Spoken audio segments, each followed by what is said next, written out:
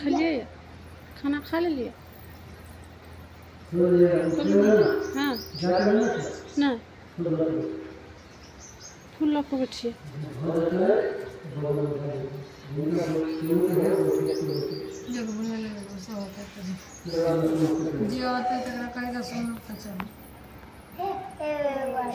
बैठ जा बैठो ना गाँव जाके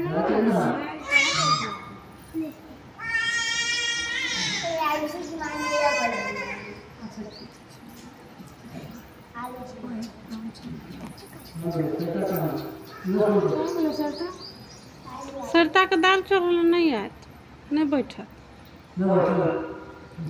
दाल का दर बंद नहीं दाल है चढ़ल उठ बैठ के ना करते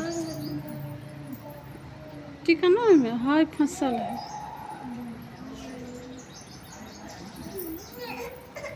अब पापा को नहीं लगे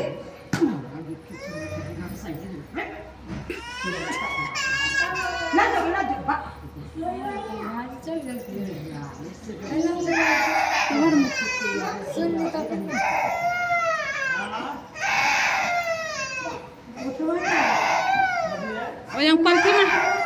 पलथी मार के बैठिए ना गुढ़ारी बैठो बैठो कराइए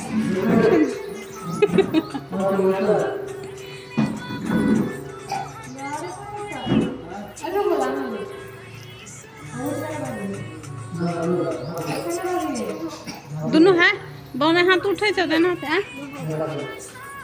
नहाए जाए पूजा खो लेता जाए फूल ले अब बैठ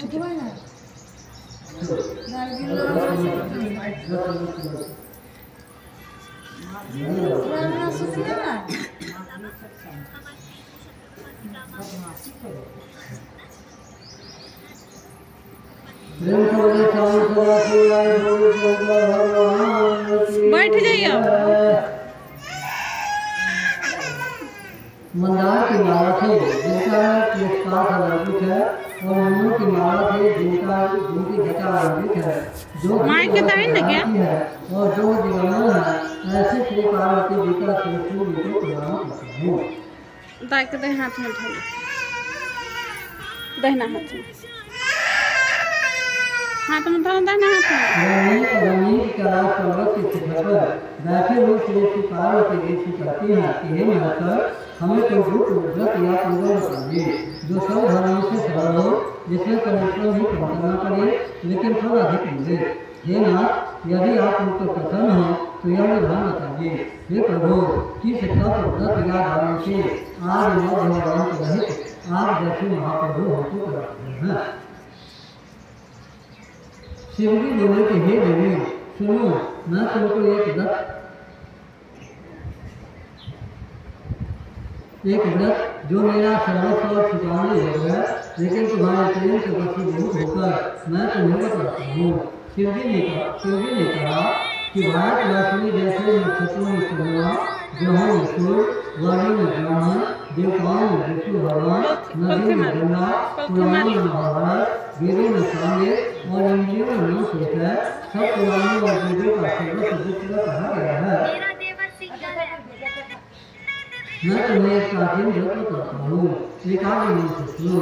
जिस व्रत के प्रभाव से तुमने मेरा आधार आकर प्राप्त किया है वह मैं तुमको बताऊंगा, क्योंकि तुम मेरी प्रेयसी हो। भाद्रपद मास में हस्त नक्षत्र सूर्य शुक्ल पक्ष की तृतीया तिथि को उसका अनुष्ठान प्राप्त करने से स्त्रियां सब पापों से मुक्त हो जाती है। हे देवी, तुमने आज से बहुत दिनों पहले हिमालय पर्वत पर इस व्रत को किया था, यह वृत्तांत मैं तुमसे कहूँगा। पार्वती जी ने पूछा कि हे नाथ, मैंने क्यों यह व्रत किया था, यह सब आपको मुझसे सुनना चाहती हूँ। शिव बोले, उत्तर की ओर एक रानी के पर्वतों में से हिमालय नामक पर्वत है। उसके आसपास तरह तरह की भूमियाँ हैं, तरह तरह के वृक्ष उसको लगे हुए हैं, नाना प्रकार के पक्षी और अनेक प्रकार के पशु उसको निवास करते हैं। वहाँ पर पहुँचकर गंधर्वों के साथ बहुत से देवता सब पक्षीगण सर्वदा प्रसन्न मूर्ति दिखाते हैं। वहाँ पहुँचकर गंधर्व गाते हैं, अप्सराएं गाती है। उस पर्वतराज के कितने ही शिखर रहते हैं जिनमें अश्वती के रथ और गंधर्वमणि आदि की खाने से भरी है। यह पर्वत ऊंचा तो इतना अधिक है कि मित्र के घर की तरफ समावित कर आकाश का स्पर्श किए रहता है। उसके समस्त शिखर सौंदर्य हिम से आच्छादित रहते हैं और गंगा जल की ध्वनि सदा सुनाई देती रहती है। हे पार्वती, तुमने बाल्यकाल में उसी पर्वत पर तपस्या की थी। 12 वर्षों तक तुम मूर्ति चमकर केवल धुआं पीकर रही थी। 64 वर्षों तक सूखे पत्ते खाकर रही। माघ मास में तुम जल में बैठी रहती और वैशाख की दोपहरिया में कंसार में काटती रहती थी। श्रावण महीने में जल व्यवस्था को तुम भूखी प्यासी रहकर मैदान में बैठी रहती थी। तुम्हारे पिता निश्चल के कई किसान को देखकर बड़े दुखी हुए। वे चिंता में पड़ गए कि मैं अपनी कन्या किसको दूँ। उसी समय नारद जी वहाँ पहुँचे। मुनि श्रेष्ठ नारद जी उसी समय तुम्हें देखने गए थे। नारद जी को देखकर गिरी ने अर्धपाद आसन देकर उनकी पूजा की। हनुमान बोले कि हे स्वामी, आप किस लिए आए हैं? मेरा अहोभाव है, आपका आगमन मेरे लिए अच्छा है। नारद जी ने कहा कि हे पर्वतराज सुनो, मैं भगवान विष्णु का भेजा हुआ आपके पास आया हूँ।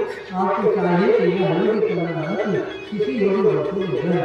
भगवान विष्णु के समान योग्य ब्रह्मा जी और शिव इनमें से कोई नहीं है, इसलिए मैं यही कहूँगा कि आप अपनी कन्या भगवान विष्णु को ही दीजिए।